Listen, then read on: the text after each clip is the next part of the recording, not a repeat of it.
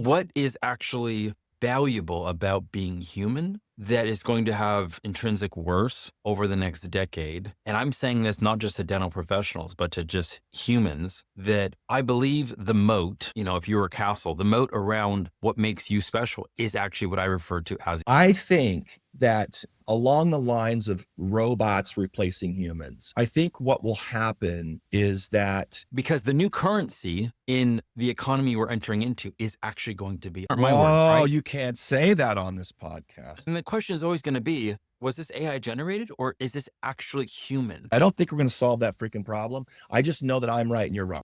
AI isn't just changing dentistry, it's completely redefining it. Tune into BYTE SIZED Podcast, the dental AI and tech podcast, and stay ahead of the curve. All right. Welcome everyone to the very first episode of BYTE SIZED Podcast, where we discuss dental AI and technology. And I have a good friend here coming in for the first episode. His name is Shawn Zajas. Did I say it right? Yes, you did. Zaya. Adrian Lefler. Okay, well, it's Zajas, and it could be pronounced Zayas, Zajas. You should have asked AI how to pronounce it. That would have been interesting. Anyway, I'm really excited that you came on, dude. Not because you're amazing. I'm just excited because you are so freaking handsome in this video footage I'm looking at here. If you guys could see Shawn in real life, you would not talk to him because he'd assume he lives on the street because he's just so weird looking. But when this lighting is set up, like, look at his setup. He is so handsome.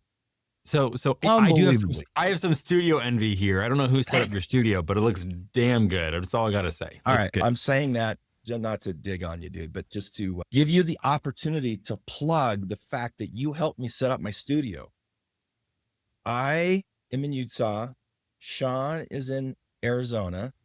I flew him up because he is the go-to dude to set up podcasting stations.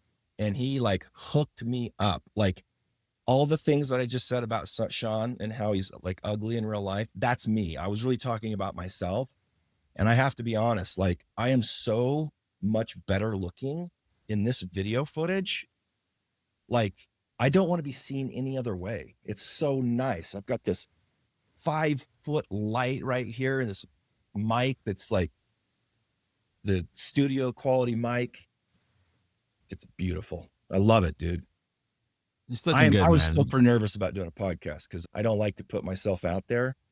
I may not seem like I might seem like I'm an extrovert, and I am, but I don't like to do it, right? But I feel very comfortable now. So thank you, Shawn.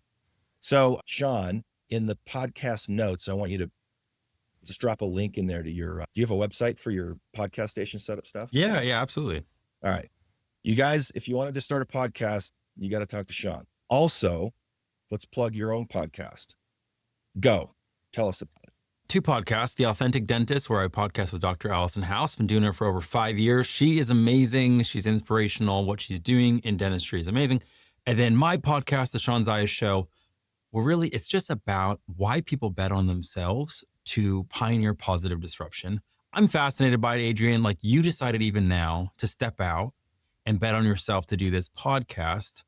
And I don't know, I think we're going to have to interview you again to kind of dig deeper into what led to this.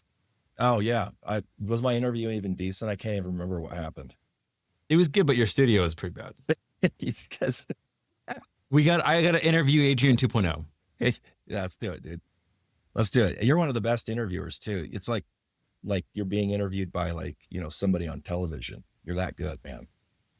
I felt awkward because I'm like, oh, am I in a therapy session here? Like, do I got to pay you for a therapy session after I get done? Don't ask me that question. No, I have a good relationship with my father. I don't have any baggage. I was lying. Anyway. Okay. So if you're like somebody that's got something to say and you're in the dental industry, I mean, do you interview anybody outside of dental? Oh, absolutely. Anyone that's just pioneering or innovating or really just doing something that's disruptive. And I'm just curious why they decided to go for it. You know, I assume everybody's human and they have this potential, I don't know, fear or realization that there's not a guarantee. And they know themselves well enough to know that, like, oh man, I actually have to bet on that person, that guy or that girl in the mirror. And anyone crazy enough to bet on themselves. I'm just fascinated as to why. All right. I love it. You know, So if you're a betting person and you're willing to put yourself out there in the world, or you have, and you want to be on a podcast and slightly embarrassed and asked awkward personal questions, call Shawn. See the link in the show notes. You did good. I listened to your one with Keenor Shah the other day. I don't know when you shot or when you recorded that, but I listened to it. speaking of AI, that guy has like his own AI organization. Yeah. I checked it out. Yeah. So his name is actually pronounced Keanu, which was weird because every single time. Oh, that's why I thought you were saying it wrong. No, I asked him. Keanu I'm like, Reeves. it looks like Reeves, Keanu, but it's Keanor. Yeah. Got it. Keanu. When you said that, I was like, dude, he's saying his name wrong. He's saying his name. He literally is superhuman. When you interview him for Bite Size, he's going to send you his resume, his CV, and everything like that. And you'll realize he's lived like 10 lifetimes in his lifetime. Like it's almost not believable. So I was really intimidated to interview him. And then he's just this down to earth, super humble guy. Yeah, he was super cool, man. Very cool. He did great. Thought he did great. So yeah, I would love to have him on. So matter of fact, I think I sent you an email. Like, dude, I got to talk to this guy. I'll hook you up. All right, man. Let's jump into it. This is called Bite Size because it's supposed to be short, bite-sized dental AI and tech talk. And we're just jabbing off about all sorts of stuff. I was going to say, we'll see if Adrian can keep things bite-sized because he has a proclivity to communicate in a way that maybe it just rolls. We'll see. Maybe like the Joe Rogan of dental AI and we'll have these 3-hour conversations. All I know is I'm going to use proclivity from now on. That's a word I haven't used in probably 10 years. And I like it. Sounds good. It's only if you listen to Jordan Peterson. It's his words. Oh, yeah. Jordan's great. Okay. So I brought you on. You didn't want to tell me exactly what you wanted to talk about, but here's what I want to do on these podcasts is I want something that's succinct, tactical. I want people to leave the podcast being able to go, okay, I could do that, or I could use that in my practice or in my personal life or something like that. So since you didn't give me any prep, I'm just going to hand this off to you and you tell me what you're thinking. And then I'll ask you some complicated questions to hopefully confuse you and make this entertaining. Okay, so here's my claim. You love history, Adrian. And there's been a lot of disruptions throughout history, especially US history, and the Industrial Revolution made it so that the value of human muscle was not as, it was just less significant. It wasn't about, the Paul Bunyan, I think, was the railroad guy where it's like, oh, how well can, hammer away at the railroads? Commoditized because all of a sudden they've created this machinery. Yeah. Now what we're experiencing is this crazy revolution with knowledge, where not only has it been dispersed, it's been completely democratized. Everybody has access to knowledge. I don't even know how AI is going to shake the educational institutions, but it's like you can literally go on and ask AI, create a curriculum for me to learn A, B, or C. Yeah. And then specifically build out every single module with sources, with journals, books, and it does it for you. I literally just wrote an entire 20-page ebook that I'm going to publish with one single prompt. I couldn't freaking believe it. It was with Genspark, which is a new tool. I think we chatted about this via email, but oh my gosh, dude, it's like, okay, now AI can do this too. It was crazy. So if we just look at the last year, where all of a sudden it's like, oh, everyone hears about ChatGPT, but then the real creators aren't actually using ChatGPT because Claude, their LLM, is much more sophisticated. And then all of a sudden you have tools that are coming out. I'm trying to think of the one that was a few years or a few months back. I don't even remember it anymore. Manus just came out and completely disrupted everything. And then Genspark just won up Manus, where now all of a sudden it has to do with agents.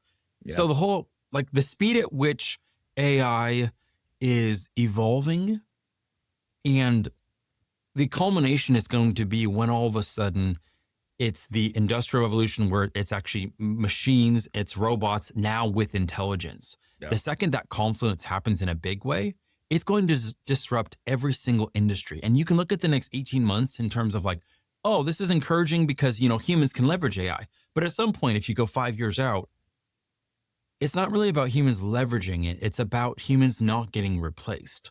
So my whole thesis to you, Adrian, is that the only way you can be relevant in the days coming up. I mean, I even feel like this is in dentistry. We already have robots, right? I think they're called robots that We got place robotic implants. arms that'll place implants and That place implants. So it's like, how far away are we from a bot that can do hygiene? You know, I have so one. I have my wife do it. Will you brush my teeth, honey? No, just that was a stupid joke. But anyway, yeah. Well, so the question becomes, what is actually valuable about being human that is going to have intrinsic worth over the next decade? And I'm saying this not just to dental professionals, but to just humans, that I believe the moat, you know, if you were a castle, the moat around what makes you special is actually what I refer to as your authentic brilliance. Because the new currency in the economy we're entering into is actually going to be authenticity. Because there's going to be so many fakes out there, so much content, you know, whether it's the emails that you're reading, whether it's videos, and the question is always going to be, was this AI generated or is this actually human? Oh, it freaks people out. It's already a part of the conversation. Yeah. So one of the interesting things Simon Sinek was bringing up is he was talking about how in Japan, whenever there's broken pottery, they end up taking that and putting it into some new vessel. So there's broken shards from the previous vessel. And then even the cracks in it, there's a certain like kind of philosophy, but the basic tenet is that the beauty is found in the imperfection. Yeah. There's that pottery's, I can't remember the name of it's right on my tongue. I actually bought some of it's a gold, they use a gold paste. Yep. Or glue-ish kind of thing. And they put it back together and it actually looks more beautiful put back together than what it did or could. I mean, it's a whole art process, right? But that gets you to thinking, Adrian, well, AI doesn't have imperfections. Now it does in the sense of it does some error, you know, it fabricates, but not in a human way. So what truly makes us human, it's going to be the error in our humanity that can actually become beautiful, distinctive, and allow for connection. And that all comes back to just someone's story, who they really are, and whether they have the courage to actually own it. And that's where I feel like people's competitive advantage is going to be over the next decade, is the sooner they can own their story, their perspective, and actually show up in that place so they can broker authenticity in the marketplace. I think that's a beautiful analogy. And I think it really hits at some kind of like deep kind of emotional nerves that make sense. My comment on that is this. I think that, I mean, Homo sapiens have been running around for what, 150,000 years, 80,000 years, depends on which anthropologist you talk to. And we are tribal. We're absolutely tribal. And there's just no way around that. We've got too much ingrained DNA and learning and what we have to have connection, right? Just look at our kids. Like I got 4 kids. They're all millennials, Gen Z. And, you know, unfortunately, I was in that decade of where cell phones came out when they were just becoming teenagers and thought it was a great idea. And now they're all jacked up. Like they're like messed up. Like I can't get my 20-year-old boy who's unbelievably handsome, super talented, just kindest kid you'd ever meet, hardworking. I can't even get him to freaking talk to somebody.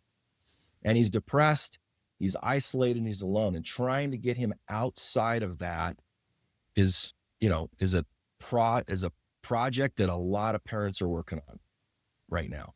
So, and that's indicative, or that's happened because technology has hijacked that generation to some degree and they don't communicate like humans need to communicate. We have to be in front of somebody. We have to be able to touch them, hug them, look in their eye, feel them, right? I mean, that's just part of like being human, and it's like literally required in order to have a healthy life.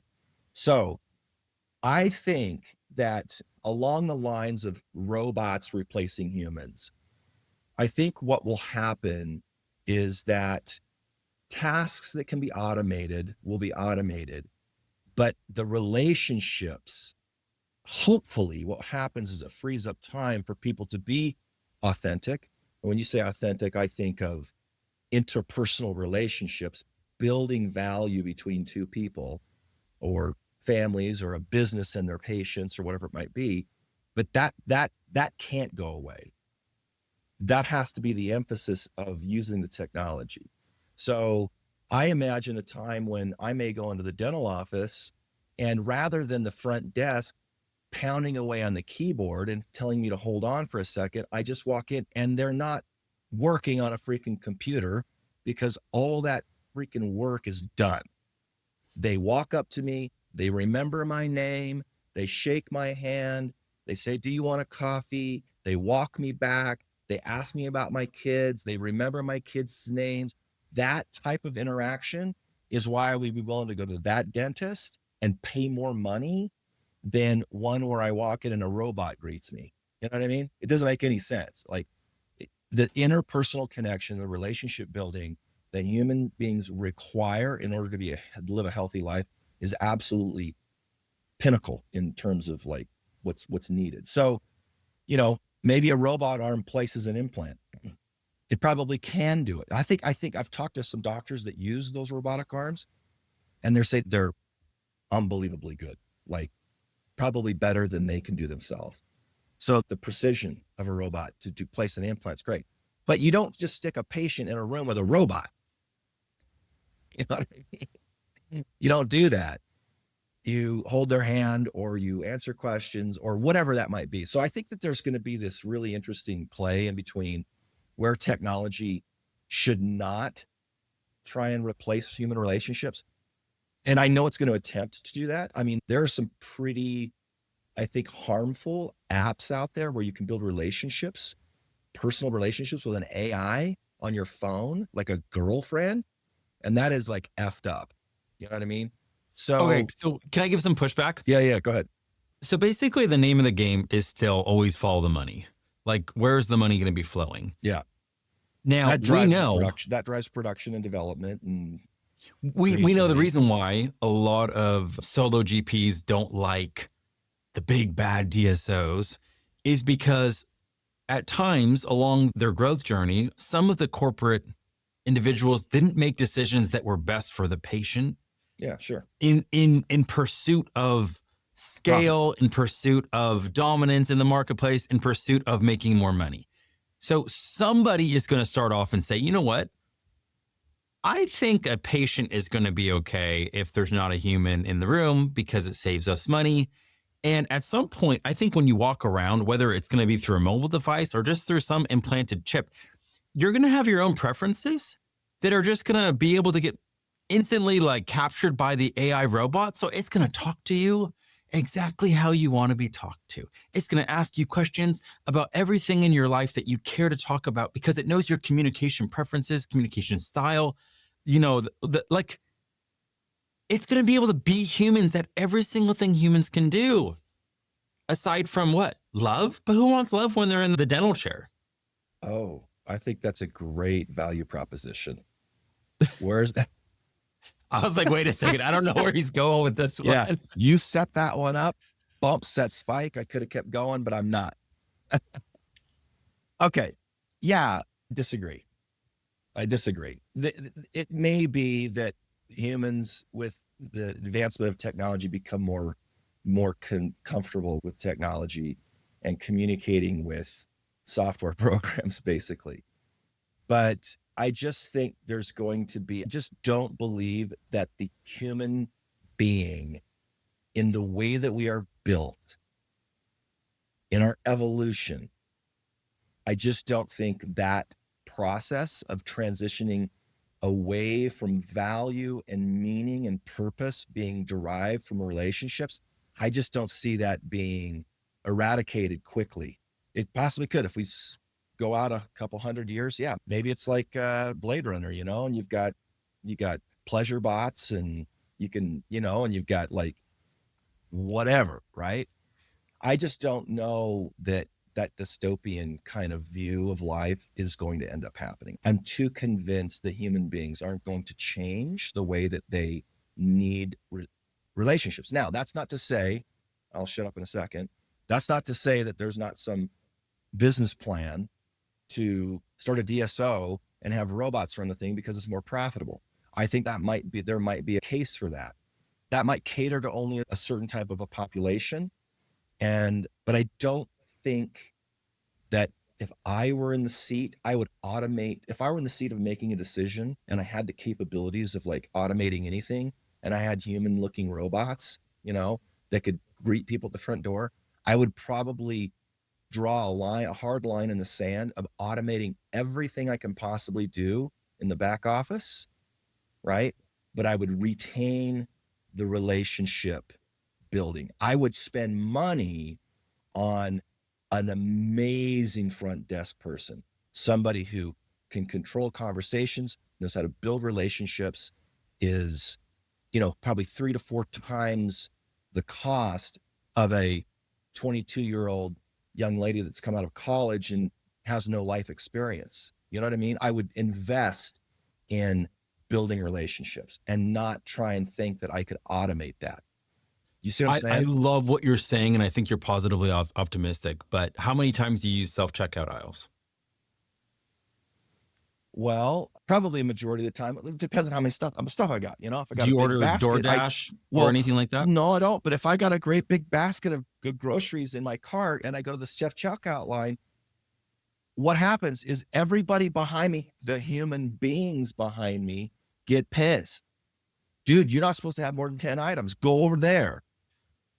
Do you always like it when the Uber driver talks to you? I do prefer talking, unless I have a stomach ache or something like that. Because I think what we're seeing is there's already been a dehumanization and an intentional disconnection where it's like, hey, people are fine ordering groceries. People are fine ordering food. People are fine checking out. And when they have the option, oftentimes they choose to be able to do something without human interaction. And that's in a generation without being those that weren't raised on devices. We weren't raised where we already sit at the lunch table with our friends and we're on devices texting each other. Like, yeah, but here's the thing. Here's what I think is going to happen. I believe that further we move in our culture to integrating technology into how we deal with other human beings or replacing human beings with technology, I think we're going to see an escalated psychological impact, negative psychological impact. I agree, 100%. Okay? I just don't think, I think that the human being needs connection. It needs the authenticity that you talked about. It needs personal interaction. And there will be a tipping point, and we might have already hit it, where people just suddenly realize the technology may be quicker, it may be easier, but I should not isolate myself. My kids, all 4 of them, got off social media themselves without any prompting by me. They dumped their freaking, Instagram accounts. They got off TikTok. I send them TikTok videos, funny TikTok videos. They're like, don't send me any more TikTok videos. I don't want to get on TikTok. They have personally decided not to use a technology that gives them information because they recognize the psychological impact, the negative psychological impact. So I just think that there's going to be a cultural understanding that technology has its limits, and then beyond that, it's harmful. I hope that happens. I think what's going to happen is there's going to just be a splintering where it's like, there's still going to be certain companies that are going to rush to take advantage of this. Sure, absolutely. And there's going to be a segment of the population that are either introverts or like, I want to interact with humans, but what if it's just the humans I choose? And those are my friends. Those are my family. And that's a small curated circle of people. Other than that, do I really want to interact with humans in a healthcare setting? Maybe if it's like I have a terminal cancer diagnosis and I want someone to show some empathy. Yeah. Okay. But at the dentist, everyone hates the dentist, right? Like, I'm not saying that. Like, those aren't my words, Oh, right? you can't say that on this podcast. Nobody hates a dentist. Jeez, Shawn. Come on. So man. I have a prescription though, Adrian. All right, go. Tell me My where you're going prescription with is this. So I don't think, by the way, I don't think we're going to solve that freaking problem. I just know that I'm right and you're wrong. Go. So my whole thesis again around why you should own your authentic brilliance, it starts with you needing to come to a place of being wholehearted. Because if you don't deal with whatever has attacked your sense of wholeness, you're not going to be able to own your brilliance, because brilliance truly comes from actually being able to look in the mirror and have some level of self-acceptance and self-love for what you see. And if you have all these wounds from your past that are at the identity level where they're like, yeah, you're just not enough, fundamentally you're inadequate, well, then all you're going to do is still chase the trends, chase the fads, and chase whatever you think is in. But the problem is the trends and what is in is no longer going to be competitive. You need to be authentic. So in order to achieve authenticity, you have to deal with being wholehearted as number one. Then you can own your authentic brilliance, so that, and the point of that is that you can create something remarkable, because remarkable is still where It's a where the value competitive differentiation happens. It's where the value is. It's still where the value is. People want to remark on something that is remarkable. And in terms of human value, it's you being an original, it's you being authentic, it's you owning the gift that you are and not trying to be something that you're not. And you can actually leverage AI right now to help you do that. How? So if you don't have a, Show me how. subscription with Tell me how you Claude, do that. yep. So go on Claude. I love Claude because it allows you to create separate projects. And with each project, you can actually do project knowledge. So you would upload specific PDFs, upload specific documents. Let's say you do 5 or 6 different personality tests, right? Enneagram, StrengthsFinders, the Jordan Peterson, Knowing Yourself one, 2 or 3 other ones, DISC. And you upload this psychographical and the data on yourself. And you actually have AI say, hey, look, like, this is me. Help me figure out exactly what is my, unique about my personality, my cognitive wiring. And now all of a sudden, as you have this project where AI is getting equipped on you, your brilliance, what's special about you, now it's not just a resource, it's helping coach you, it's helping consult you, it's helping give you specific feedback on actually you and what's unique about you, instead of just something that's generic. Okay, hold on. So let's back up. Let me just say really quick. Claude is a large language model. Yep. Okay. Through Anthropic. It's through Anthropic, the company. It's a lot like ChatGPT or Google Gemini. Let's just make sure that our listeners know that what Claude is. So it's a large language model. Now, when you are talking about building, like, give me a use case. Give me a story or an example of how you've done this personally. I understand the idea of uploading content, having the AI analyze it and give you some feedback to think through issues or problems or questions, or to come to a better understanding of how you're seen by, maybe possibly by other humans, or definitely by a software product, right?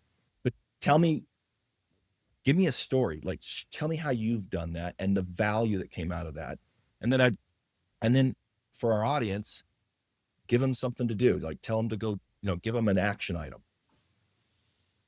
So I was using Claude and I was getting really frustrated because I'm like communicating to it as if it's like my therapist. And I'm like, sales is so damn important. And yet I have such an affinity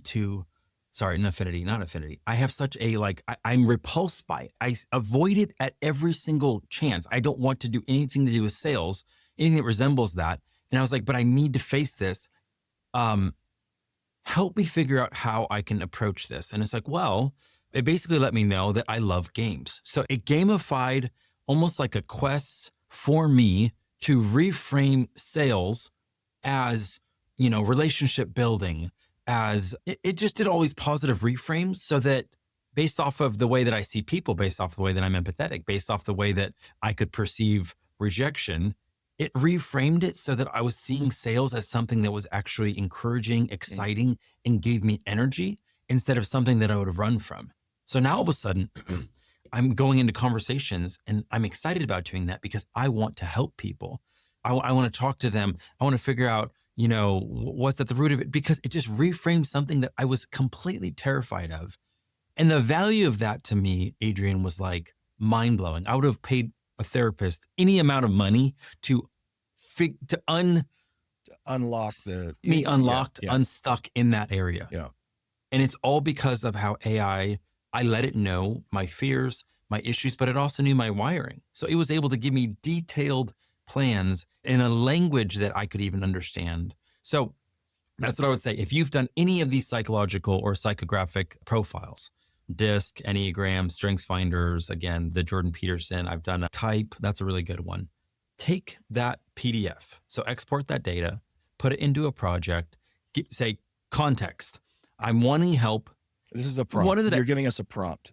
No, actually, one of the things I do first, before I actually create a prompt, I have an entire project in Claude, 4 prompts, where I'm literally just saying, Claude, this is what I'm wanting to do. I'm needing help, where I want you to help me analyze my Spark type profile, but first create a prompt for me to use in Claude to be able to do this at a better level. And then it creates the prompt. So don't create your own prompts. Have Claude create the prompt based off of what you're wanting to do. Then take that prompt, feed it into the project, making sure that it's, it's linking to the PDF that you uploaded. Right. And watch what happens. Now, every single time, because projects have limits. So if you add a lot of PDFs, all of a sudden it gets your project knowledge. At the end, if I ever start getting close to the capacity on a certain project, I then ask Claude, take every single thing that's pertinent in this project related to the 2 or 3 things that I care about, and output for me in a separate artifact, a resource file that I can then use to educate different Claude projects. So I roll up everything that I've learned in this project into a resource file. Now, imagine doing that with 6 or 7 different projects. Now you have one project that has 6 resource files from previous projects. You just keep rolling up. So now all of a sudden it's this ridiculously brilliant, sophisticated AI that knows me better than anything. And that can, again, be like my superhuman best friend, Einstein. Dude, I get this. I totally get this, because I've been neck deep in AI for 2 years now, right? And I've learned how to prompt and I understand it. But I go out and I speak all the time on AI, right? Just using a large language model, half of the room hasn't even played with it. You know what I mean? So where you're at with implementing an idea like this is pretty deep. If somebody's listening and they've just barely used ChatGPT for the first time and they freaked out because it talked back like a human and they're like, this is too scary. You're like 10, maybe 100 steps deeper into leveraging AI. So my concern, I love the idea. That's a great idea. I think it's brilliant. I think it's authentically brilliant. What do you think about that? I think you need to do a webinar, or you need to walk some people through this. I don't know if you've done something that is an instructional kind of process, and that might be something you want to produce, because I think a lot of people that listen to this will be like, yeah, I could do that for myself, but I could also do it with my dental team. And we can start talking about gaps or holes in the way that our teams function together. Communication is inevitably one of the most difficult things to do when you're running a business, is how to communicate properly. Maybe you've got a front desk employee that's 65 and ornery and doesn't want to be there any longer. And you got a cute little 24-year-old guy or gal that just got out of school and they're excited, and these two can't communicate. Maybe, coming up with models of training models to help these two communicate together. You could create a prompt in a system that could help you educate and train on just fixing that problem. But it requires somebody to understand, where do I go first? Oh, okay, I go to Claude. What's Claude? Okay, Claude's okay, where is it? How do I spell it? Oh, shit. Okay. Oh, freaking hell, forget it. Right? So I think you need to do some kind of a webinar, or you need to leave yourself open to maybe training on this, and we could do a webinar on it. You could We develop should do it something yourself. together. I'd love to do it. Yeah. So anyway, maybe what we'll do is in the show notes, we'll put a link in there or something like that for a future webinar. We'll walk somebody through this process, because as soon as you get into learning how to use these models, it is unbelievably flexible. Like what Shawn's describing here is like a pretty complex way of leveraging artificial intelligence for a very specific outcome. But you could spin what you just told me 50 different ways to get 50 different types of outputs that might solve 50 different problems. And so finessing and understanding, I'm uploading a document. How do I make sure these documents are connected? How do I train the model to read the previous document? All that kind of stuff, the tactical process of doing it, where to click even, I think will really, really help. So there's probably, around this idea, there's probably an entire coaching course of leveraging AI to become your authentic self, your value proposition and what you do. There's something there. If you haven't developed it, you need to. Yeah, I don't know. I think that it could be really helpful. Adrian, you never disappoint in your ability to somehow see what is invisible and bring it into the visible. You have a really gifted mind of being able to take what's abstract and make it concrete. It's because I've done a lot of gift. psychedelics. So now let's move to psychedelics. Take two. Take two. All right.